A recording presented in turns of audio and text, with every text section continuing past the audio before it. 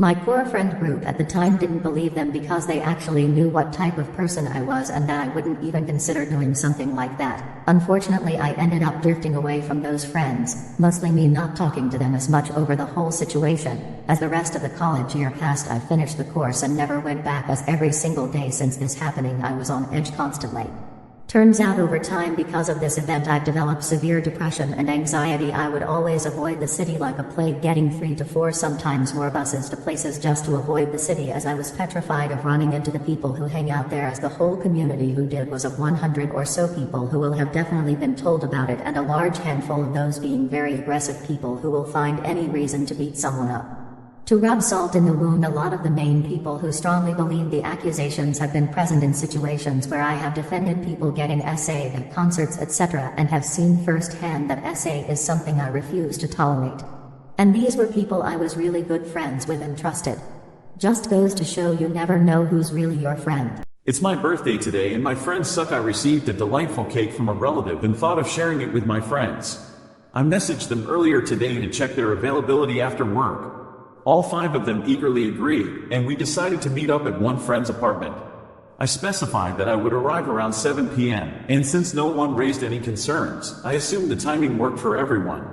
At 7 p.m., I arrived with the cake and some food. However, it took a while for someone to answer the door.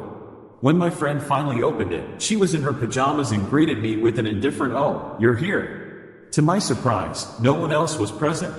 I left the food and mentioned I would come back later. She agreed, and I sensed that she might not be in the mood. I messaged the others to confirm if our plans were still on, and they seemed confused, asking each other if we were meeting that night. This frustrated me, so I offered to reschedule, but they remained indecisive and bewildered. I regret making plans and just wanted to share my birthday with people I thought would care. In hindsight, spending time with my pets instead might have been a better choice. Feeling like I've wasted my entire life. I, 24F, feel bad about not having done anything with my life yet. I got into a pretty good college after high school but decided to defer and take a gap year. I've been in and out of community college and spent a semester at an art school before the pandemic. My employment gaps are huge, working minimum wage jobs on and off. In April I had to leave my receptionist job due to ongoing health issues, so now I'm stuck in a situation where I really want to work but can't. I feel bad that I still live at home, but I don't have a choice right now. Trying to get a remote job to get off my feet hasn't been easy since I don't have any qualifications. Basically, the only in-person jobs that would work for me would have to take place outdoors or have no contact with people and low levels of physical activity. I suspect I have ADHD/autism, and it's hard for me to motivate myself to do things. Of course, my health is a big issue right now, but the mental laziness has been an ongoing flaw of mine. Right now I'm a dog sitter and it's not good money.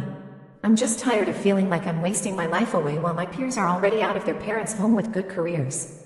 Sure, I'm young, but I'm old enough to be starting an actual career and still have no idea what I'm good at or want to do. Entrepreneurship is attractive to me but takes startup money that I don't have. I feel like I could benefit from therapy but can't afford it, and trying to get on disability would be hard. It also doesn't help that I have zero social or romance life since I've been sick, so I'm not really leaving my house except to pet sit or get groceries. Skeptical.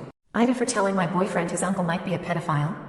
My boyfriend 23 meters and got a call last night from his aunt 45F, saying that my boyfriend's cousin 20 meters went over to their grandma's 80F house to beat up on their uncle 40 meters for allegedly pulling down his niece's 8F pants. When we heard that, we just stared at each other for a second in shock. My boyfriend's uncle was left mentally disabled from 3 accidents from the age of 14, all blows to the head. He can talk, walk and function but still suffers a learning disability. I've met him once and he seemed like a nice guy. I've never met the niece that said the uncle did this, but I believe her. After my boyfriend got off the phone with his aunt, he asked me what I thought, and I told him my honest opinion. I told him I don't know for certain, but I would never tell a child that they're lying about being assaulted even if it seemed like they were. My boyfriend got a little upset, saying that his uncle had babysat dozens of kids, including him and his other cousins, little sisters, nieces and nephews, and nobody has ever had an issue with him, and that he knows his uncle and that he wouldn't harm a child. I was kind of raising his tone at me and I got kind pissed. I told him again that I couldn't look a child in the face and tell them that they were lying even if I thought they were. He then said, "So you think my uncle is a pedophile?" I just shrugged my shoulders and said, "You never know." He got pissed and stormed out the bedroom. I followed him trying to talk, but we just ended up arguing. He didn't want to talk to me, but I just sat next to him on the couch telling him that you don't put that past anyone. I don't care who you are. If a child accused a person of touching them, they did it until it's proven that they didn't. He's really torn up about this because he loves his uncle and his niece. He claims his uncle has never been accused of touching any other child, and that's why it's so hard for him to believe her.